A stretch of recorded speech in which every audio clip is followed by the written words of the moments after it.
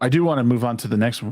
We kind of were segueing into it and then we stopped. But the big thing happening right now in like news and stuff, which has kind of come back around, is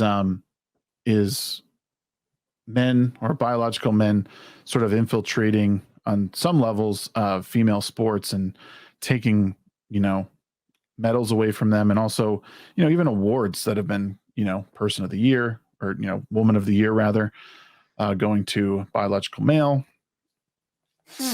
As not the first time either. Right. And I wonder, it's interesting to see, it's been interesting to see like someone like Caitlyn Jenner come out and talk about how like men shouldn't be in women's sports, while he accepted, woman of the year. Yeah. Right. Like maybe you should relinquish that first and then we'll take you seriously. Yeah.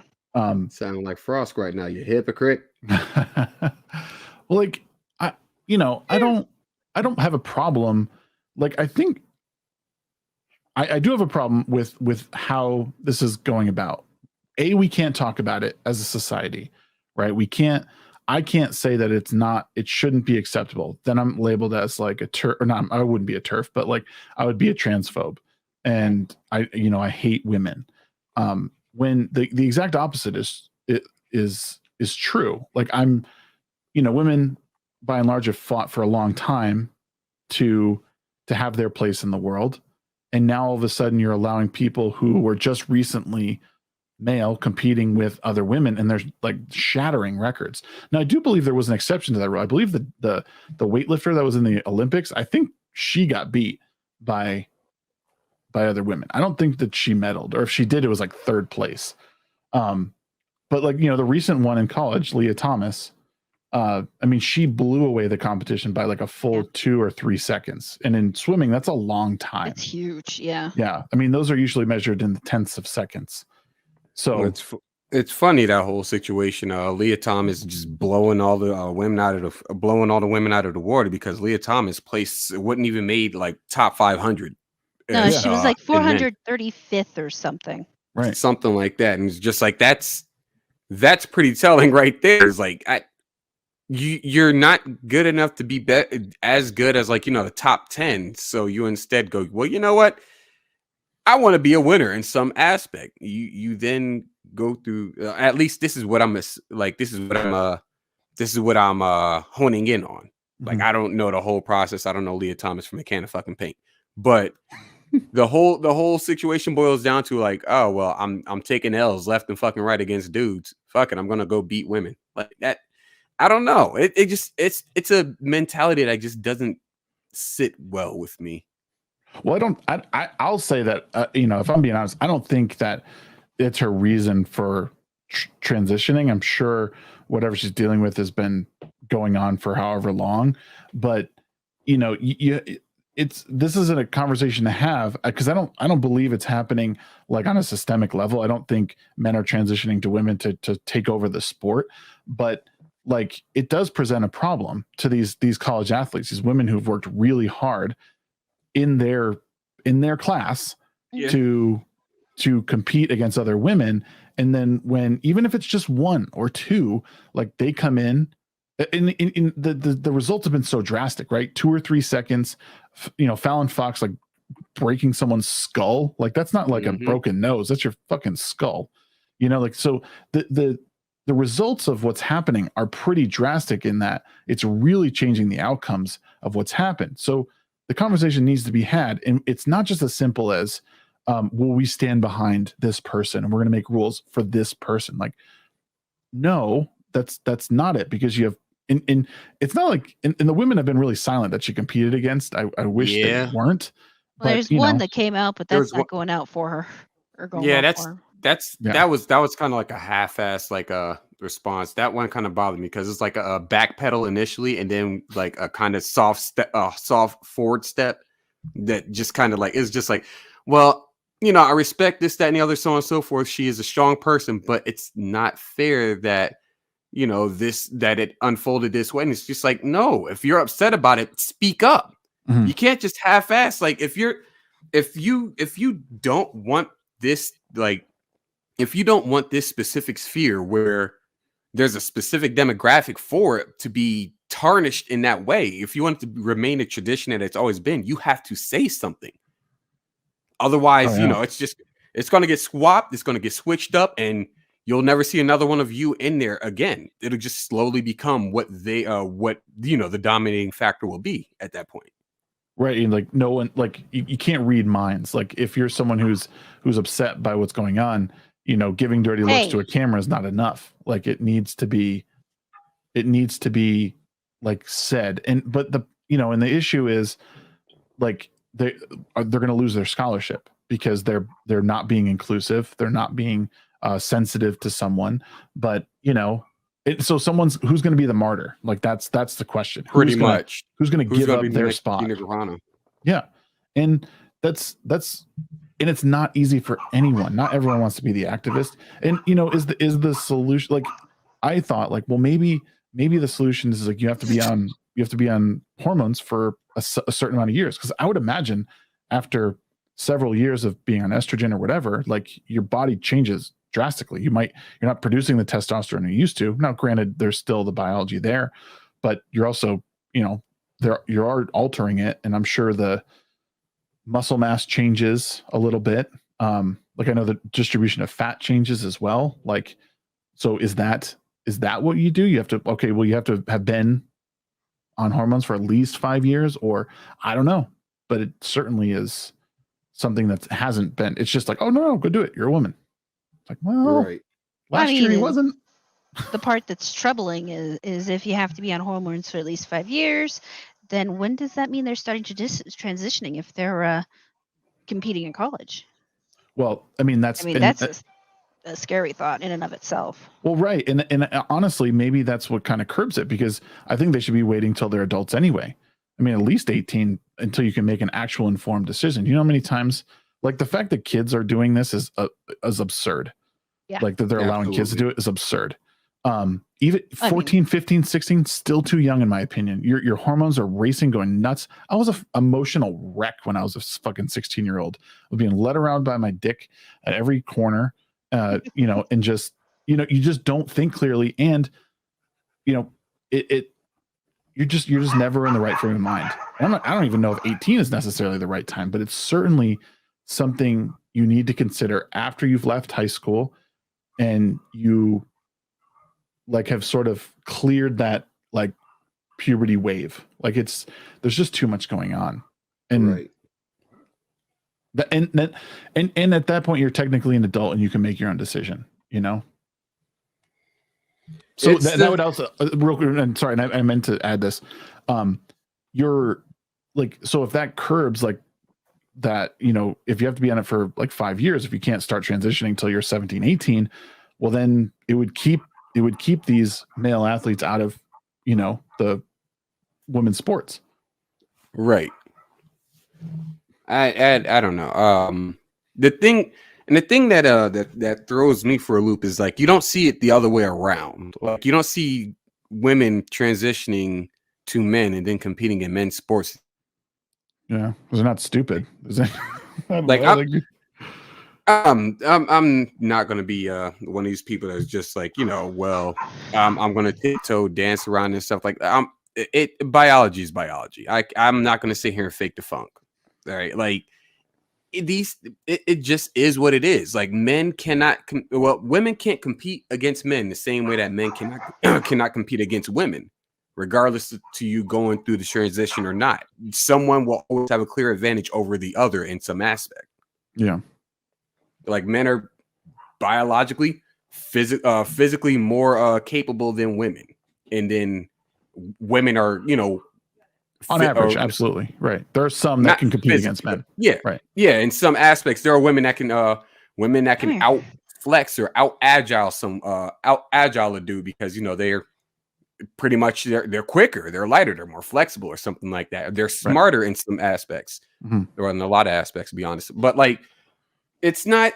It just is what it is, and just sitting here simply putting blinders on to the whole situation for the fear of being like, oh well, I don't want them to cancel me, or I don't want them to take away my scholarship. It's just you pandering, just for the sake of like out of fear. What fear? What fear? It's fact. It's one thing. I mean, in the whole conversation, I think something nobody really stops and looks at is the fact that when you look at who transitions and which direction it goes, most of them tend to be male to female. Yeah. There are female to male, Yeah. but most of them tend to be male to female. Which is, I mean, I would be really curious to see the psychological breakdown, I guess you could say, of how and why. Mm-hmm. And how that then goes into the whole. I mean, you do hear some people say trans men are men, but what is the one you hear the most? You hear trans women are women. Right. So it's kind of I'm trying to figure out how to put it. You're getting canceled anyway, so just yeah, I There you basically assume I came pre-canceled. She's getting so canceled that they're starting to pick her up out of her seat already. You can see it in the image there. But it's I do think there's something to be said, especially when you hear the talk that goes back to male privilege and all that, and it's like, if it's there really is all that much male privilege, why would people willingly subject themselves to being the less privileged of the group? Put simply. Why do they want that? Why do they want to be the quote weaker unquote sex? Right. And where does that come from? And it's I mean for me, and this might get me canceled in some other circles, to some degree transsexuality makes sense to me because physiology and psychology do not always align. Yeah. What bothers me is the fact that it's not more seriously treated. Right. I do feel like a lot of it has to do with a poor integration into the poor integration of interests, a variety of interests, sexual interests, I guess. No, not sexual. Gendered interests into the self. The idea that I can like cars and be a woman. Right. Or I can like boxing and be a woman. It seems like so many people have it set in their mind that if your little girl starts playing with Matchbox cars, she must really be a boy. No, she's just Danica Patrick who's in a good just racer. likes Matchbox cars. And I mean, of course, part of it is the current society's over obsession with sexuality, but that's that shit's weird. It's weird. Yeah. I mean, I can agree. I agree fully. And I agree with what you said. I don't want anyone to ever listen to this or anything that I've ever say, or if I have a tweet and think that like, I don't think trans people are valid. I think that it happens. I think that sometimes these things get mixed up. I think that the treatment for it is like, again, I don't think it's, well, I don't know if closely monitored is the right way, but I don't think people get the help they need the way they need it. It almost seems like, I mean, with the advent of like TikTok, it seems to be becoming more like these weird trends where like it's trendy to be that way, when like people who really are this way and right. and like want to work through it and actually make the full transition and do these things. Then you have people who are like, you know what? And I'm a girl. And it's like, no, you have facial hair and you like, you're making no effort to be a woman, and like, again, I think that there's actual people that actually not suffer, but they deal with this and it's hard for them. And it's not, the care is not easily accessible, or they're being told at a very young age, well, you just got to transition now. You just got to cut it off or cut them off, or, have a hysterectomy. And it's like, whoa, like, like this is like, pump the brakes, like we need to, like, these are decisions adults need to make after years of treatment. and it's just not. It's like no, just go. Like just make the choice. You got to do it now, because if you don't, you'll be sad. And everyone ignores the stories of detransitioning. Like they ignore the fact that like someone went through something. It was really quick. The treatment was like haphazardly done, and then all of a sudden, 3 years down the road, they're trying to transition back, and it's hard. They've already, they've polluted their bodies with hormones that don't belong there, and they, and people ignore the statistic of the unfortunate side effect of deleting your own save file. It's a pretty high percentage when it comes to that. Yeah. And I agree. You had said that the society is over sexualized now, and I 100% agree with that. Talked about it many times about how things like that, sex and all that stuff is just glorified in ways that like I think are hurting the current culture. And I've said on many occasions that I think that a lot of the work we can do as me being a new parent, you guys maybe being future parents, and all the parents that are out there, like this is definitely a culture war. I don't say that lightly because it can be inflammatory, but like it's slowly being eroded and hijacked by people who could care less about actual family building. And that is the problem. And it's everyone always wants these like, well, where's the policy? Like, what are the politicians going to do? Like, stop looking to them. Stop looking to these criminals to help out. It starts with you. It starts with me at my house talking to my kids on a daily basis and just interacting with them. Kids are just a sponge. They're looking to learn. All the time. I like how it's spun back over to politics, because this is true. Politics are trash, but like get the government out. But my whole thing is like that's pretty much it. Is like everybody lives in the age of me, as opposed to establishing something that can be called a legacy, something that can be good for the future of, I guess, Earth, if you want to look that far into it. But ultimately, people don't they don't stop and think to themselves, well, I want to be happy later on in my life. What can I do to start taking those steps to that? Right. Like it starts with self-betterment. Like like our favorite Hale Lobster would say, clean your room, go lift something, go work out or something like that. Find a hobby, learn guitar, draw something. And from there, you can then move forward and you're taking care of yourself. Other people, they take an interest in you, and you start taking care of them. You build something off of that. And as the government pretty much unfolds, it's just like, well, no, the government's pretty much like, we need you to be reliant on us, otherwise we're invalid. Yeah, and it's just going to make people's lives more miserable. And absolutely. And people just they dismiss the fact that they have any control over it, right? Because you have plenty of TikTok. You have TikTok influencers telling you that you're a victim constantly. You have people on Twitter telling you're a victim constantly. And now you're starting to have teachers in schools tell you that you're victims, and they're lining up kids based on skin color. They're telling you that as a white kid, you need to apologize to people of color. When none of these people have done anything, or there's no way of telling if there was some trauma caused by anything. Like we're just here, just existing. Every single one of us. I just woke up this morning and wanted to learn how to add numbers, and here I am. Kids learning about like queerness and all that other stuff. And it's like, wait a minute. My kid doesn't even understand why he has to go to bed at 8 o'clock. Right. He doesn't need to be trying to figure out identity, It's funny because people at the same, I've always found it funny. And people seem to think kids are simultaneously stupid and the smartest creatures ever. Yeah. I mean, it's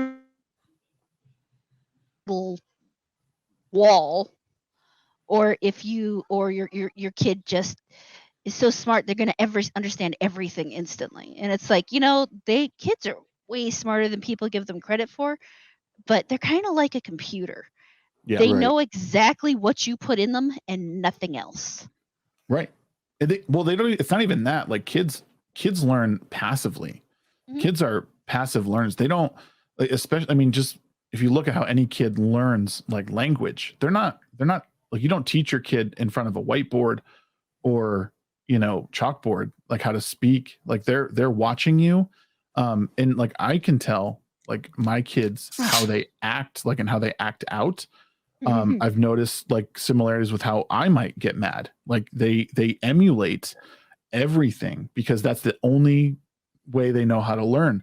And it's, you know, it's their neuroplasticity. It's their ability to adapt and learn and change at exponential rates. It's why you teach kids multiple languages at a young age. And if you put this stuff in kids' heads early on, if you talk about, and again, and I don't want anyone to confuse me. If because like a footnote here, if a kid has 2 dads and you're asked to talk about like your family in class, that's totally different than trying to put ideas of identity, queerness, and transness or whatever in kids at a young age, like unsolicited, or talking about what you prefer in the bedroom. That's totally unnecessary and detrimental to a kid. They don't need to hear about that. It, you know, it was funny in Kindergarten Cop, but that was it. It was a movie. You don't need that. Right.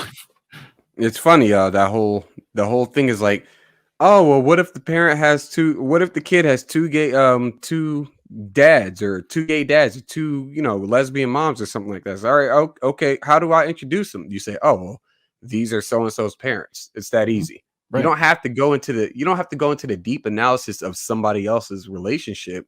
Right. And in order to have things make sense. Like, oh, well, the kid asks, oh, well, my mommy says that, you know, it's a boy and a mommy and a daddy that makes kids. And it's like, well, that's true. But these 2, you know, they have this kid. How'd they get the kid? Adoption, or, you know, surrogacy or something like that. Like, it's not under a bridge for all we know. Yeah, like a fucking stork. But like, it's not something that's that has to be over complicated just in order, or over explained in order for a kid to grasp the idea. Like, kids aren't dumb, they just don't know a lot, and that's why they ask that question, why. You don't have to tell them, hey, what you have to do is respect this person's pronoun. No. Yeah. Like that whole respect thing comes by way of being a decent person. Like, you're a decent person, people will treat you decently. Right. It's that easy. You don't have to be in their face with your religion, your sexuality, your gender, or whatever, what the hell have you, your race. None of that shit matters ultimately. Like, just be a decent person is what it boils down to. Right. And even more like simply, I mean, that's about as simple as it gets. And I guess, you know, a sort of tangent to that is like, stop teaching kids what to think. Just teach kids how to think. Teach kids how to look at details critically and apply it to their own life. But you don't need to be putting ideas in kids' heads that are like, well, this is what you need to think because of X, Y, Z. No. You know, everyone's different. Everyone has their own personal experiences, and that will shape their worldview. You know, it's toxic to kids to tell them what they need to think, and that will trickle down into how they treat. Again, if they're going to observe how things happen and how you do things and how you talk to people, and that will all filter into how they are. It's truly is amazing how adaptable kids are. And like you said, like, kids aren't stupid, but they're not like brilliant either. They're just somewhere in between. They have amazing ability to adapt things. I mean, the best gift you can give a kid is to teach them how to teach themselves. Oh yes. That's human true. For sure. Yeah. Oh yeah. But, you know, kids especially, because they have so much life ahead of them to learn, and you give them those tools, and you start giving them those tools young, and they'll go so much further than you could have ever imagined. I mean, they will do things before they're 10 that will astound you, just because, you know, you get old, you get set, and you don't think of things a certain way, and this 10-year-old who may not entirely understand what they're looking at, but has enough of it, will walk up to you and say something, you know, in a new way, and you're like, whoa, I didn't think about that. Yeah. And, you know, before you know it, you got Learning something from the new. kid. I mean, Oh, yeah, that I too. mean, kids teach us so much. Oh, they do. realistically. I mean, Yeah. My kid has taught me so much about myself. Thank you for watching this clip from our show, The Midweek Hump. It premieres every Wednesday night at 9 p.m. Mountain Standard Time. We'll see you then.